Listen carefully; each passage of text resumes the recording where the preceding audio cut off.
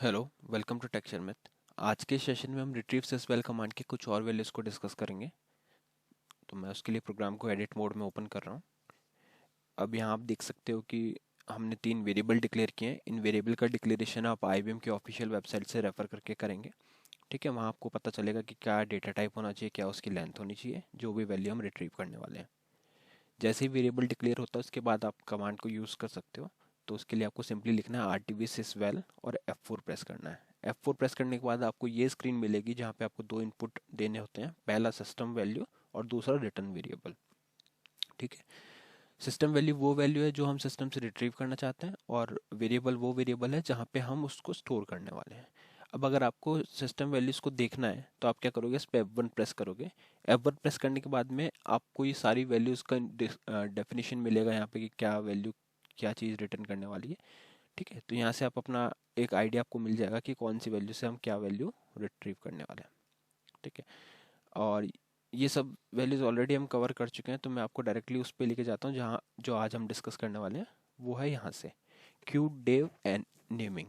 तो यहाँ पे लिखा है indicate the device naming convention. तो ये डिवाइस का नेमिंग कन्वेंशन को इंडिकेट करता है। Changes made to the system value take effect the next time a device is automatically configured. ठीक है, existing configured device name are not changed. अभी ये क्या करता है, डिवाइस की नेमिंग कन्वेंशन को इंडिकेट करता है। क्या क्या वैल्यूज इसकी एक्सपेक्टेड है। Star normal means follow the IBMI standards.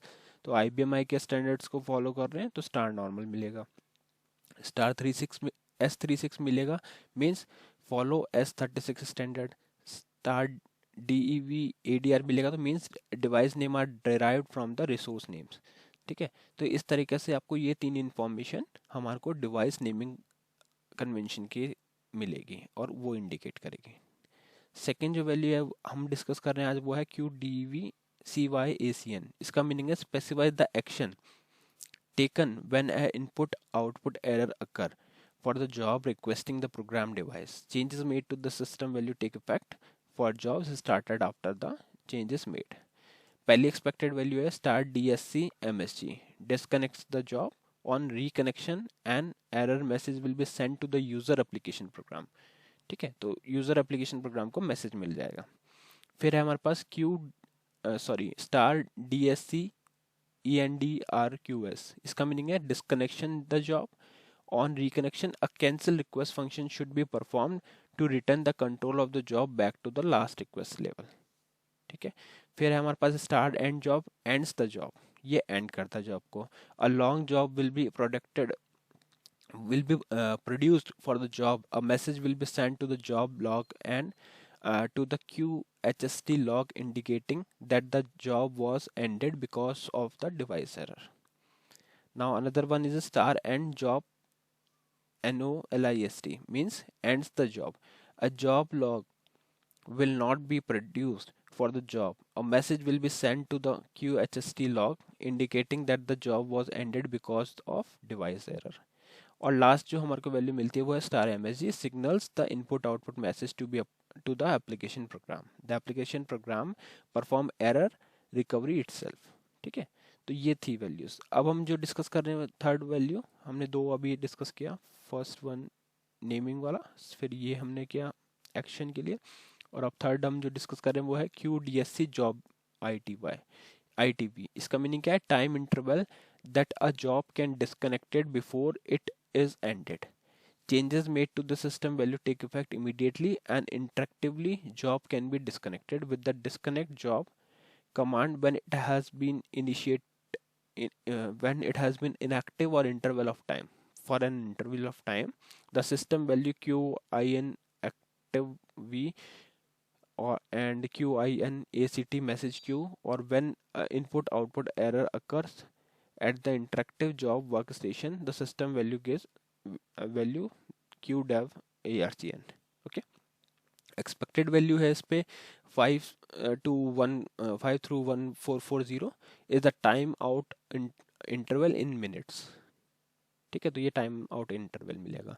Star none का मीनिंग होगा means no time out interval. तो इस तरह से ये तीन वैल्यूज हमारे को रिटर्न होती है ना। तो आपको सिंपली यहाँ से उसका डिस्क्रिप्शन पढ़ना है। उसके बारे में अगर आप और पढ़ना चाहते हो तो सिस्टम RTVSSL कमांड के वेबसाइट पे और सर्च करके देख सकते हो कि ये वैल्यू किस पर्पस के लिए यूज़ होती है। ऑल्दो ये इतना अब यूज़ नहीं होती, बट फिर भी हमें आइडिया होना चाहिए कि कौन सी वैल्यू क्या रिटर्न करती है। अब आपको सिंपली यहाँ से नेम कॉपी करना है, अपना sysvel फील्ड पे इनपुट करना है और साथ में वेरिएबल पास करना है जिसमें हम उसका आउटपुट स्टोर करेंगे। इतना करने के बाद आपकी जैसी कमांड एग्जीक्यूट होगी तो आपको उसका डेटा, उस वैल्यू को रिट्रीव कर लोगे वेरिएबल में।